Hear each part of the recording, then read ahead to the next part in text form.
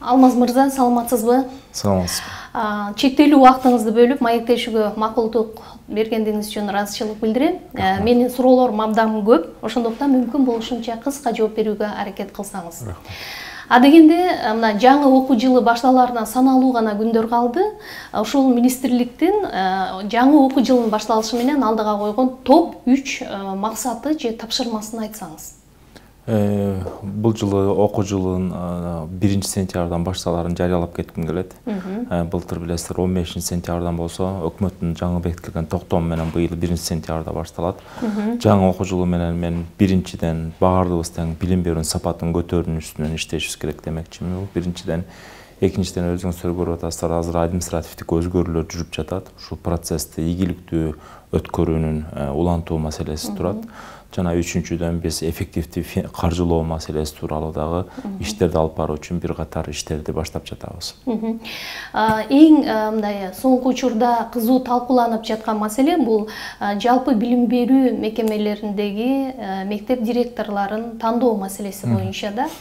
Азыр процесс менимче башталды, кандай жүрүп жатат? Процесс башталды. Биз өткөн жумаларда Талас шаарында апробациядан өткөрдүк. Эртең 11-августта биринчи жолу ошо региондордо Баткен областынан башталганы турат. Негизинен 966 ваканттык орунга 4000 тегерегинде кандидатты күтүп атабыз. Азыркы учурда заявкалар түшүп, документтер тапшырылып жатат. Ошону менен биз 27-августка чейин республикада жалпы конкурстардын биринчи этабын өткөрөбүз деген үмүттөбүз. Айтыңызчы, мына кечээ эле соңку мисал Бишкек шаарында номер 61 мектептин директорунун кармалгандыгы боюнча маалымат таркап кетти.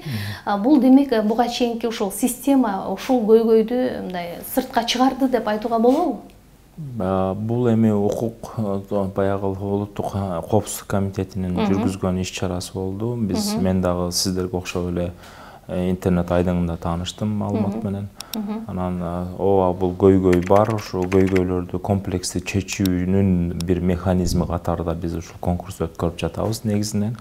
Анткени канчалык узун мөөнөттө бир кызматта орун ээлеп отуруу бул коррупциялык көрүнүштөргө да жол ачышы мүмкүн. Андыктан биз ошо мектеп директорлору 5 жылда бир мындан кийин сынактан өтүп турсун, ротация болсун, орун алмашуу болсун, кан алмашуу болсун деген ниет менен ушундай механизмди киргизип жатабыз.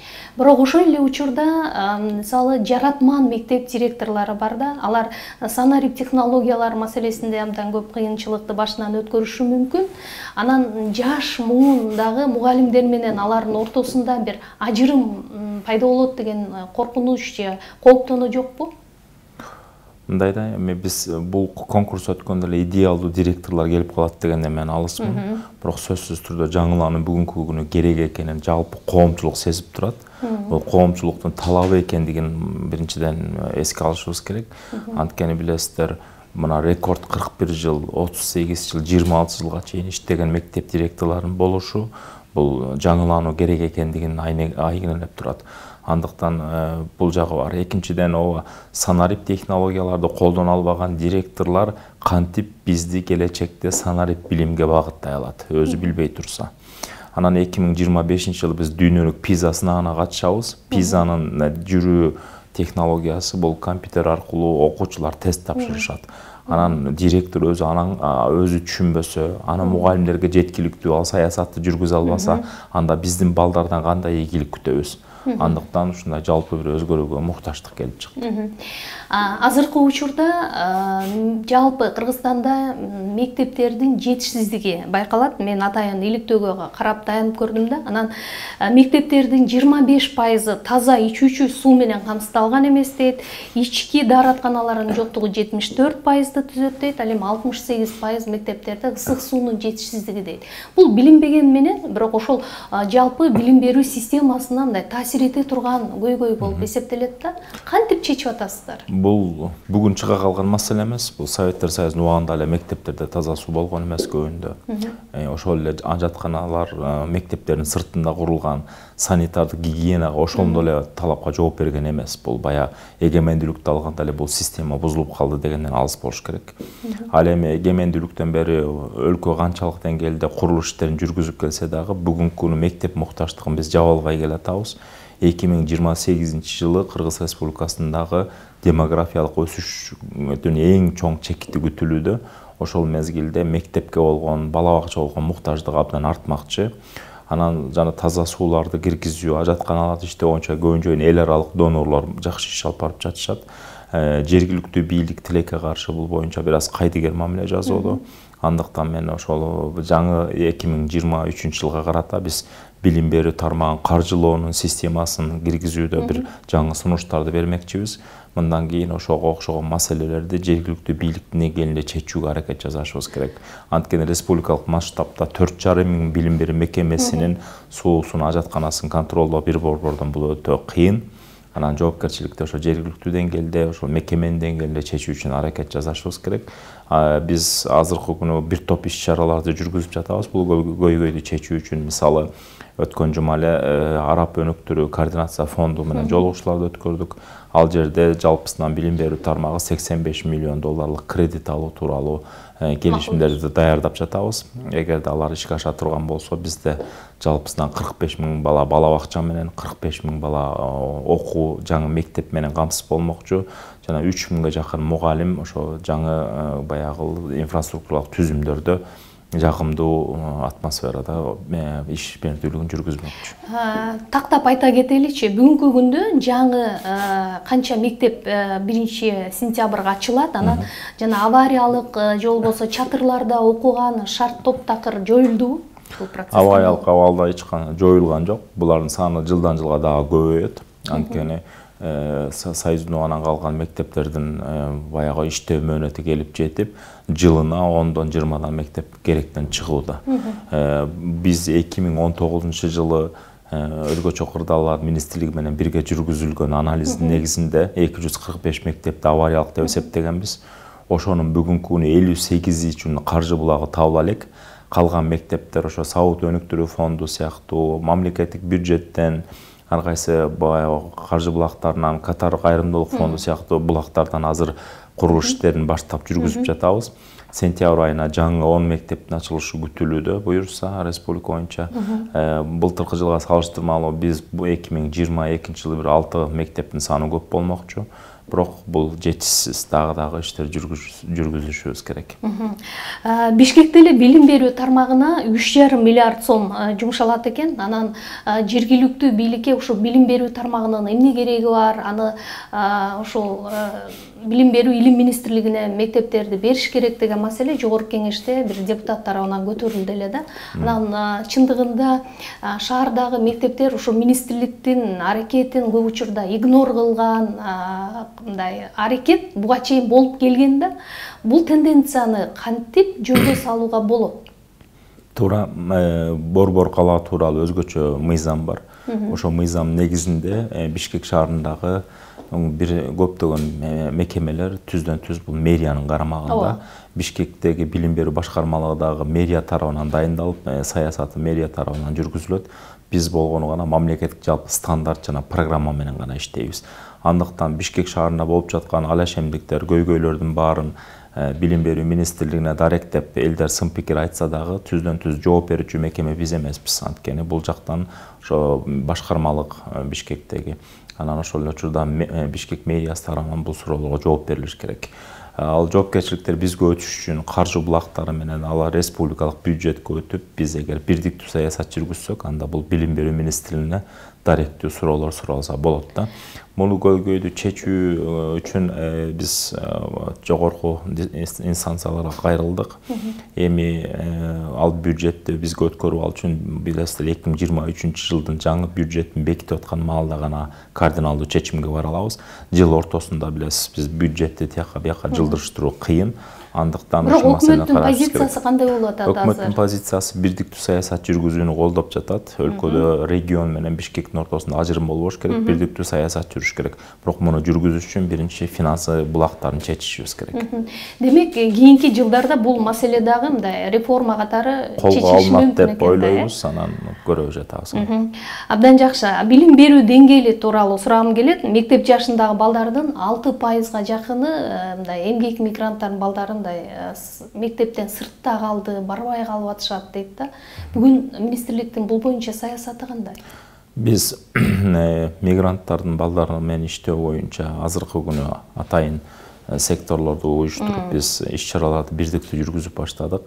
Ошол эле учурда республикада бирдиктүү электрондук мектепти ачуу маселеси бар. Бул боюнча жыл ортосунда миграцияга туш келген ата-энелердин балдары мектептен сыртта калбаш үчүн ушундай бир жылды же бир чейректи же эки чейректи дистанттык негизде жаба тургандай механизм киргизип жатабыз. Андан сырткары ошо жергиликтүү райондук, шаардык билим берүү бөлүмдөрү менен ошол балдарды активдүү түрдө мектепке тартуу, кызыктыруу боюнча бир нече тапшырмалар берилип жатат. Негизинен алганда массалык түрдө проблема көйгөй чоң эле. Тилекке каршы бул өлкөнүн социалдык экономикалык абалына байланыштуу чыгып жаткан көйгөйлөр. Андыктан жакын арада буюрса биз иштерди алып барабыз. Дагы бир маселе, мындай мектеп окуучуларынын бүгүнкү күндө 60% окуйт, санайт, жазат, бирок ошол алган билимин колдонуу маселесине келгенде көбүрөөк кыйналышат деп жатышат. Анан бул маселеге келгенде мындай бир ошо билим берүүнүн сапатын жогорулатуу боюнча кандай иш-аракет жүрүлүшү керек? Сөзсүз билим берүү тармагындагы ошо мазмундан келип жаткан көйгөйлөр бар. Бүгүнкү күнү биз берип жаткан билим берүүнүн мазмуну балдардын чыныгы жашоодогу керектөөсүнө керек болбой жаткандай. Биз балдарды 10 жыл, жылма-жыл алдыга анализдеп окутушубуз керек. Ошо 10 жылдан кийин эмне актуалдуу болот, 20 жылдан кийин аларга кандай билим, кандай көндүмдөр керек болот, ошону окутушубуз керек болуп жатат. Биз тилекке каршы биз эгемендүүлүккө чейин калып кеткен контент негизинен түртүп окутуп келатабыз, ошо инерция менен. Ал болсо бүгүнкү күнү жаштарга биринчиден кызыгууну пайда кылбай жатат. Экинчиден анын актуалдуулугу жөнүндө жанагындай күмөндөр бар. Биз ошо билим берүүнүн сапатын көтөрүү маселесинде эң негизги кайрыла турган маселе бул мазмун, китеп, мугалимдин даярдыгы сыяктуу маселелерге токтолушубуз керек. Мугалимдин даярдыгы деп жакшы маселени айттыңыз. Ошо мугалимдердин квалификациясын жогорулатуу маселеси жөнүндө сурагым келет. Анан бул маселени дайыма мамлекет өзүнүн монополиясына алып алганда, жана курстарды окутуу боюнча ушуну мисалы жеке менчик секторго деле берсе жакшы болот беле деген ой жаралат. Биз мыйзамга ошо ваучер деген түшүнүктү киргизип жатабыз. Ошо ваучер механизми биринчи мугалимдердин квалификациясын көтөрүү маселесине колдонулу деп жатабыз. Бүгүнкү күнгө чейин сиз белгилегенде республикалык квалификацияны көтөрүү институту болуп келсе, биз бул институттун атында мугалим деп өзгөртүп, мугалим институту деп.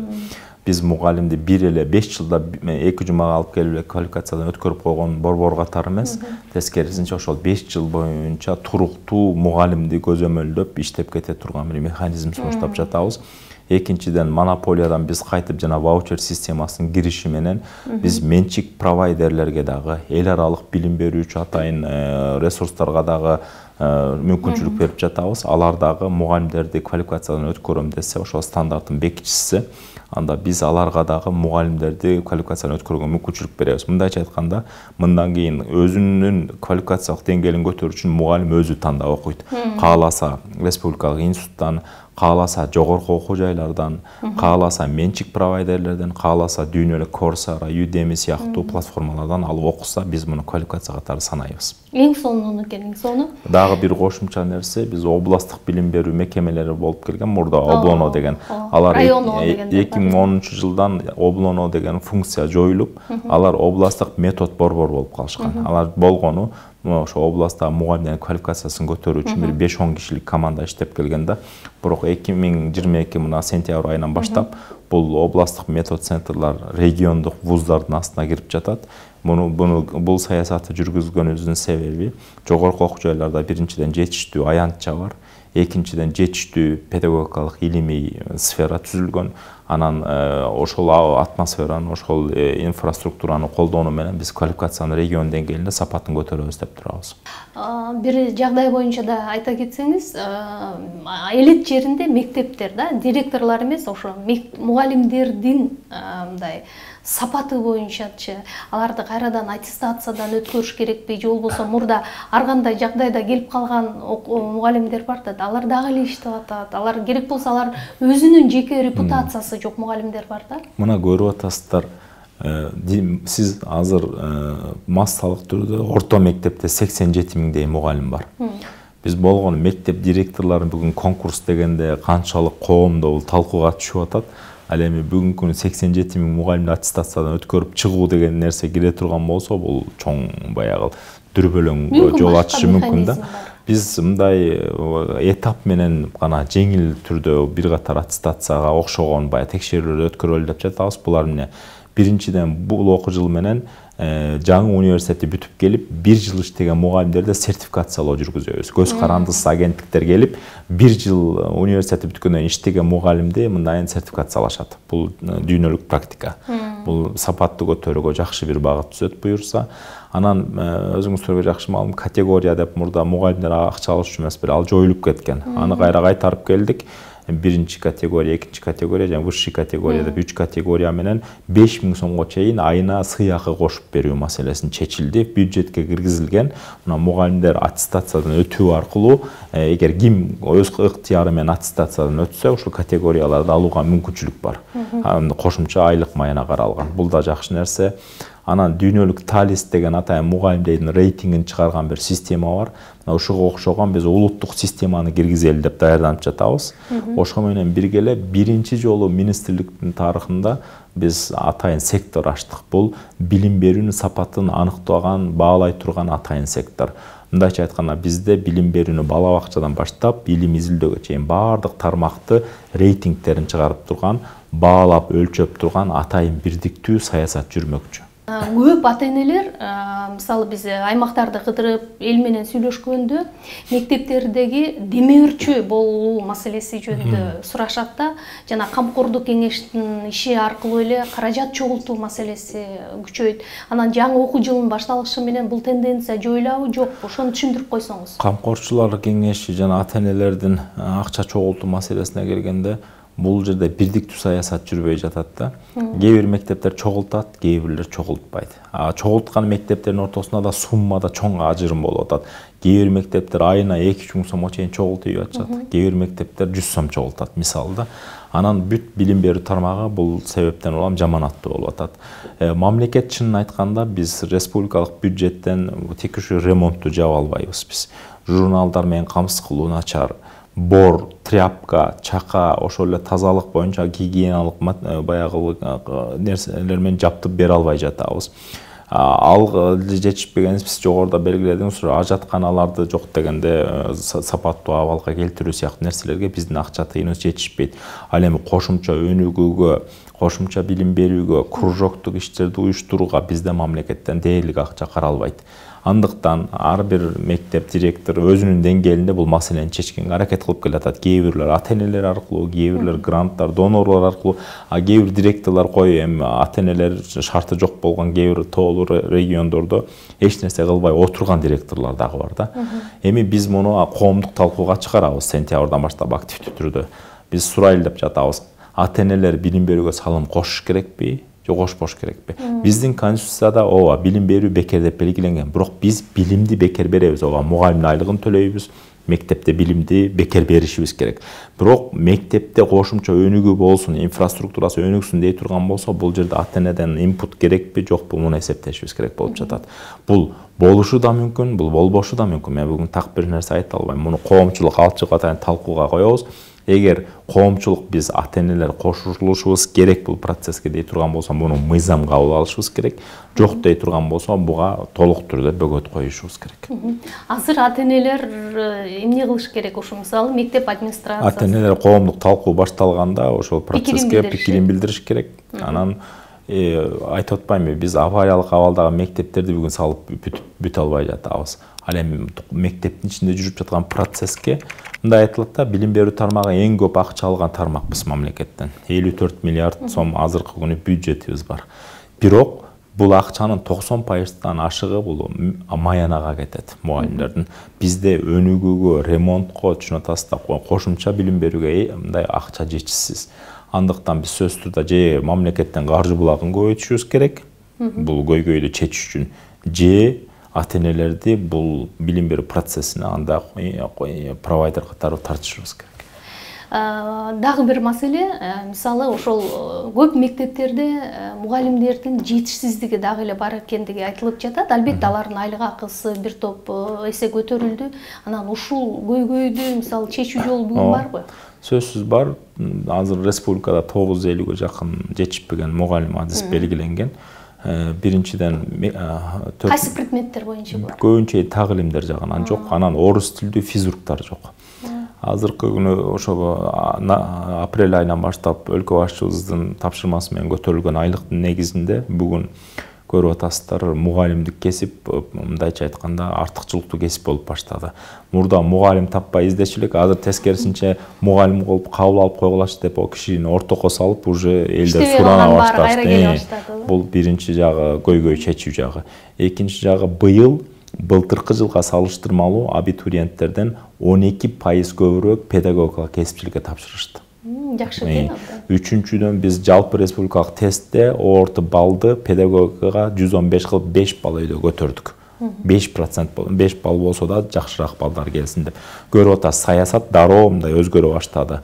Анан жана электрондук бирдиктүү мектеп ачабыз Бишкекте буюрса быйыл. Ошол мектеп менен ошо кайсыл предметтен кайсыл айыл жеринде мугалим жетпей атса, ошол жылды ошол борбордогу мектепке которуп турабыз, онлайн окутуп. Мектеп мугалими табылган учурда ана ошондой бөлүп коебуз. Мугалимдердин мындай социалдык абалы жөнүндө сурагым келип атат. Көп турак жай маселесине социалдык үйлөр курулабы деген суроолорду көп беришет. Бул боюнча ГИК государственный ипотечный компания менен мамлекеттик ипотека компаниясы менен билесиздер. Азыр бир жакшы иштер башталды. Биз өзгөчө мугалимдер үчүн гана делген бир нерсе алып чыга алган жокпуз. Бирок жалпы эле мамлекеттик кызматкерлер менен бирге мугалимдерге да ошол жеңилдиктер каралат. Ал эми жаңы сунуштарды берип жатабыз. Президентибиздин жаңы жарлыгы даярдалып жатат. Ошол жерде баягы айыл жерлерине барган мугалимдерди турак жай менен камсыз кылуу, коммуналдык төлөмдөр боюнча жергиликтүү бийликтин жардамдары тууралуу бир кантар иштер башталмакчы. Мисалы кээ бир жерлерде, мисалы Бишкек шаарында, Жалал Абад шаарында белгилеп коюш керек. Мэриялар атайын мугалимдерге ушул коммуналдык жактан жардам беришет. Ошого окшогон жергиликтүү бийликтен жакшы үлгүлүү болгон райондор, мэриялар бар. Аларды айта кетишим керек. Сөзсүз колдоп жаткандары да бар, бирок шартка жараша колдой албай жаткандары дагы бар. Окуу китептер жөнүндө сурагым келип атат. Буга чейин окуу китептердин каталары жөнүндө көп мындай талкуу болуп келди. Мен сурайын дегеним, окуу китептердин ички мазмуну качан алар мындай окуучулардын компетенциясын жогорулатууга мындай багытталат да? Тандоо маселеси. Мындайда окуу китептеринин биринчиден биз окуучуларда бул жерде күнөө жок. Ошо окуу китебин жазып берүүдө биздин өзүбүздүн компетенциябыз жетпей жатат. Ошону сурагам. Республика боюнча баардык предметтерден эле укмуш китеп жазып ийген авторлорубуз жок. Бүгүнкү күнү эң эле жөнөкөй бала бакчадагы балдарга жомок китебин жазып бере ала турган авторлорубуз жетишпейт. Эмне кылыш керек авторларды? Кызыктыруу жок болуп атат. Кызыктыруу эмес, бул сөз гонорарларын алышат, акчаны баягы каралган ал нерселерден эмес. Бул мындайда, бул үчүн чоң тажрыйба керек. Биз буга чейин СССР даярдап келген, Москванын даярдаган мазмунун окутуп келгенбиз да. Мындайча айтканда, биз бул темага башыбызды ооруткан дагы эмеспиз да. Мына эми келип жетип атат бизге ушул маселелерди чечиш үчүн Оксфорд Пресстин 570 жылдык тарыхы бар. Ошо 570 жылда мондай дүйнө жүзүндөгү билим берүүгө жанагындай сапаттуу китептер сунуштаган абалга жетти. Бүгүн 30 жылдын ичинде, мен айта алам, 20 жылдын ичинде да Кыргызстандан мыкты авторлук системасы түзүлбөйт. Анткени китепти жазганда мунун ичинде чоң логика бар да. Биринчиден вертикалдуу түрдө стандартты колдош керек. Мисалы 5-класстан математикадан 6-га өтүп атканда, 6-дан 7-ге, 7-ден 8-ге өтүп атканда бирдиктүү саясат кетиш керек. Ошол эле учурда предметтердин ортосунда параллелдүү байланыштар болуш керек. Мисалы математика 7-класста окутуп атканда ошол химия менен, физика менен, информатика менен байланыш жок да. Бизде байланыш жок, анткени китепти бизде чаржайт, ар бир мекеме басат, мамлекеттик бирдиктүү мекеме түзүп ал жерде бастыра албайбыз, анда конкуренция жоголуп кетет. То есть биз ал деңгээлге жете элекпиз. Эмне кылыш керек? Мен так илимдер жагында мындай сунуш киргизип атам. Азыр Оксфорд пресс менен Кембридж пресс менен эртең жана бүрсү күнү биздин жыйналышыбыз бар. Онлайн ВКС өтүп жатабыз. Так илимдердин китептерин Англияда чыккан жанагы Оксфорд менен Кембридждин китептерин алып кыргыз тилине, орус тилине которуп, адаптациялап, ошоло түз окуталы деп жатам. Ошол эле учурда бирок вариативдүү түрдө кыргызстандык авторлордун да китептери чыга берет. ошону мектептер тандап алат. Кайсыл китеп менен ошол мен стандартка жете алам деп. Ал Оксфорд, Кембриджде киргизип атканыбыздын себеби эмне? Дүйнөнүн бардык жеринде так илимдердин формуласы бирдей.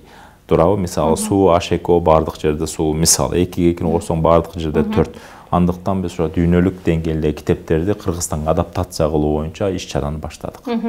Бизде мисалы бүгүн жаттоого, окуганды кайра айтууга негизделген бир система, окутуу системасы бар да, бирок ошол эле учурда мисалы көндөмдөрдү же жөндөмдөрдү өз алдынча окутчу өнүктүрүүгө эмне үчүн багытталбай жатат азыр?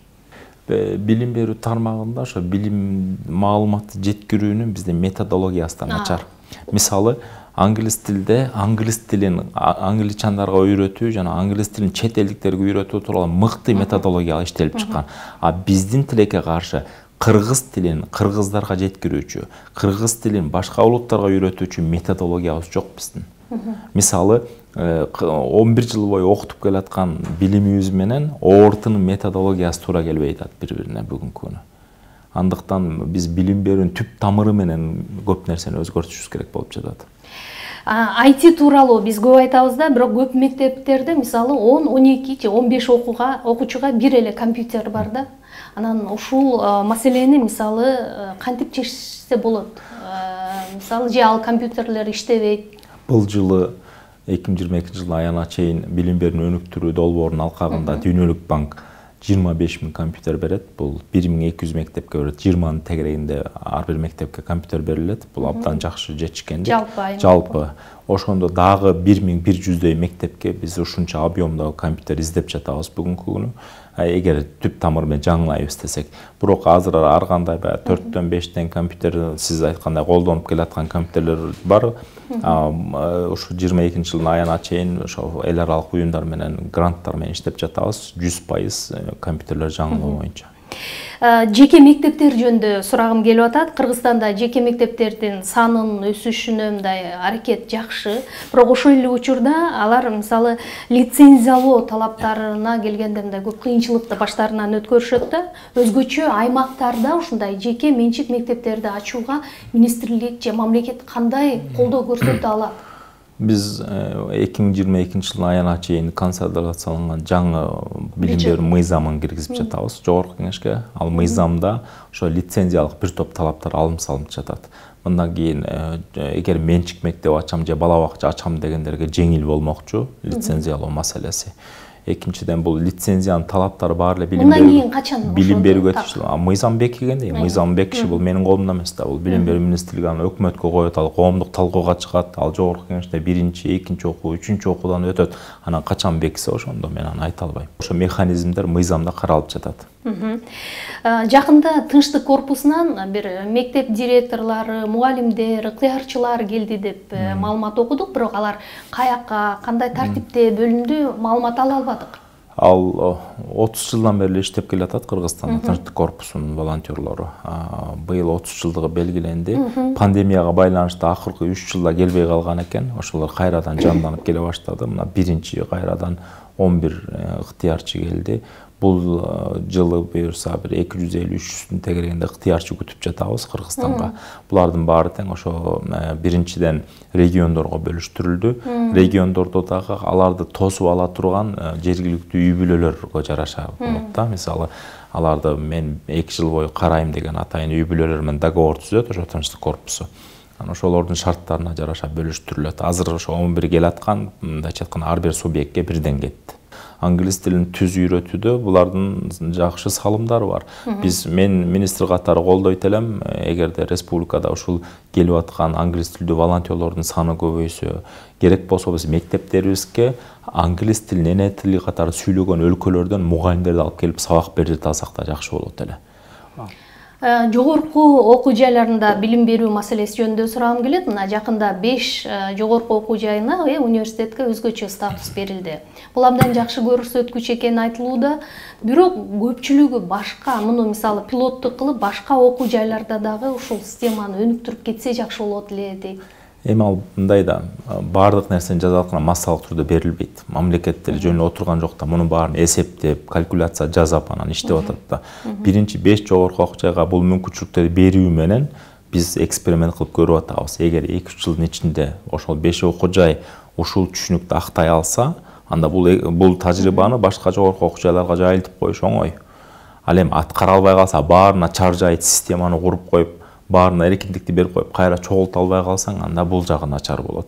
Андыктан биз ошо 5 жогорку окуу жайга эркиндикти берүү менен жоопкерчиликти жүктөп жатабыз. Мына силер локомотив катары өлкөгө жогорку окуу жайларды ушул эркиндиктерди колдонуу менен биз мондай өнүгүүгө барабыз деп көрсөтүп бергиле.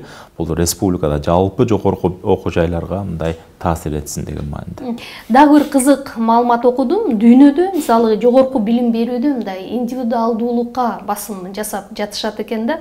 Билим берүү процессинде ким борбордо болуш керек? Мугалимби же студентпи? Бул системаны Кыргызстанда кандай жолго койсо болот? 2022 быйыл 4-апрелде жасаган презентациямда жалпы республикага баяндадым. Биздин билим берүүнүн чордонунда бул окуучу, бала, студенттер туруш керек. Биз башкалар болсо аны колдой турган компоненттер катары эсептелет. Ал эми бизде индивидуалдыкка баруу үчүн жогорку окуу жайларда жетиштүү эркиндик, ошол эле учурда университеттердин өздөрүнүн академиялык эркиндиктери, финансылык эркиндиктери болгон эмес. Мына жанагы өзгөчө статусту берүү дагы ушул окуучуларга жеке өз алдынчалуулукка багыт алуунун бир башталышы деп айтсак болот. Сиз дагы ошол жолугушууда келечекте студенттер дипломдук иштерин жазбай калат деген маселени козгодуңуз. Бул көптөрүн студенттерди кубантты бул маселечи. Анан бул жагдайга келгенде алардын стартаптарын же жакшы долбоорлорун өнүктүрүүчү мамлекет өзүнчө бир каражат бөлөбү кандай ишке ашат? Мен айтып аткан маселе бул көбүнчө экономика, финанс багытындагы же IT багытындагы стартаптар, ошол эле медицина багытында стартаптар түзүлө турган болсо, биз алардын жазган бизнес проекттери, ошол эле стартаптарды алар юридикалык жак катары университеттин астында инкубаторлорду каттата турган болсо, көрүп атасыздар, студенттер биринчиден фирма ачканды, жапканды, налог төлөгөндү, бизнес план жазганды үйрөнүп атышпайбы. Бул өзү эле дипломдук иштен жогору турат. Андан сырткары бул стартап игиликтүү ишке ашып, өз алдынча бөлүнүп кеткенге чейин жетише турган болсо, бул өзү эле мына дипломдук иш катары аныктоого мүмкүн. Андыктан мен бул механизмди сунуштап баштаганда эле көрүп атасыз, кошуна өлкөлөрдө Казакстан муну жобо менен кабыл алып койду.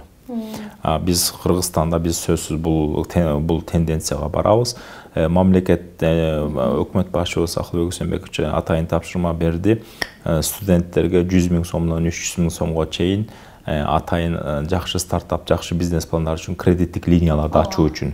Экинчиси, биз жогору дүйнөлүк банк менен сүйлөшүп $4 миллион АКШ долларын алып атабыз. Ошол АКШ доллары студенттердин жакшы идеяларын колдогонго грант катары беребиз биз.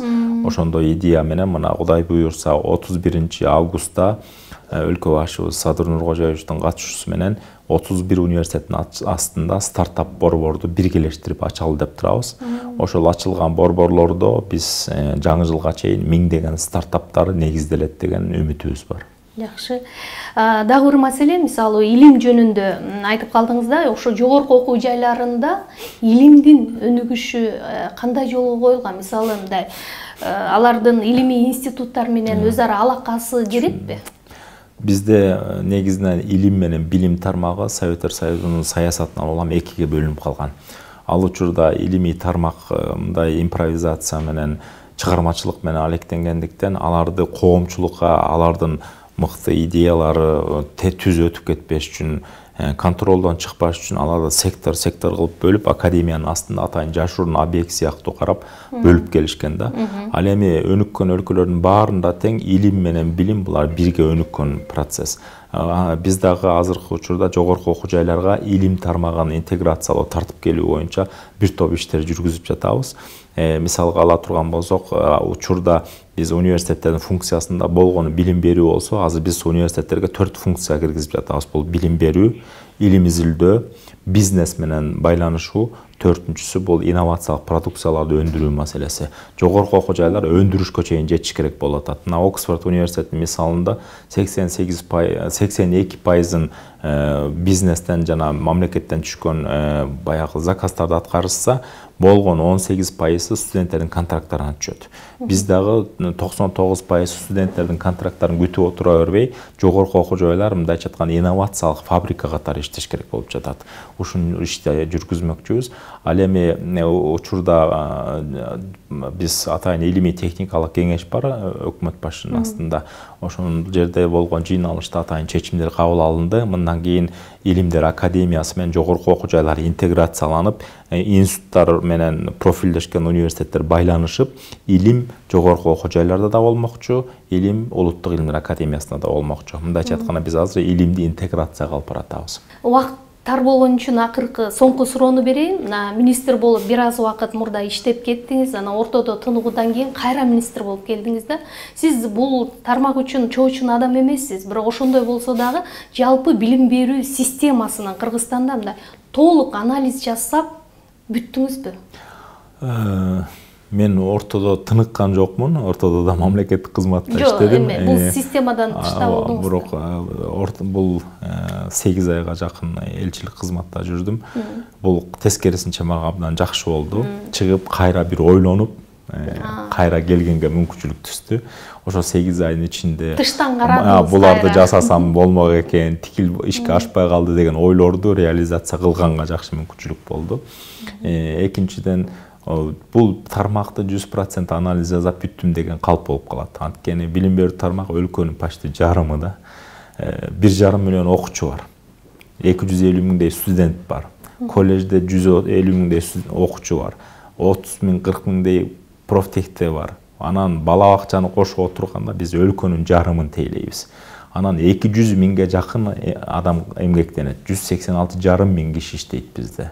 Ушундай чоң тармактын мен бүт көйгөйүн анализдеп 100% тааныш бүттүм деп айта албайм. Бирок сөзсүз күн өткөн сайын проблемаларды чечүү жолдорун көрүүгө дагы жакшы мүмкүнчүлүктөр түзүлүүдө. Эл аралык тажрыйбаларды кошкондо, улам барып келген сайын көргөн нерселеримди кошуп, ошол учурда жергиликтүү педагогдор менен кеңешип, коомчулук менен пикир алышып турсаңыз, көйгөйлөрдү түшүнгөнгө мүмкүнчүлүк болот экен. Сиз азыр билим берүү тармагында мындай реформалык кадамдарга батыл киришип жатасыз. Муну эл колдоп жатат. Бирок ошол эле дагы бир бөлүгү сизге каршы чыгып аткандар дагы бар да.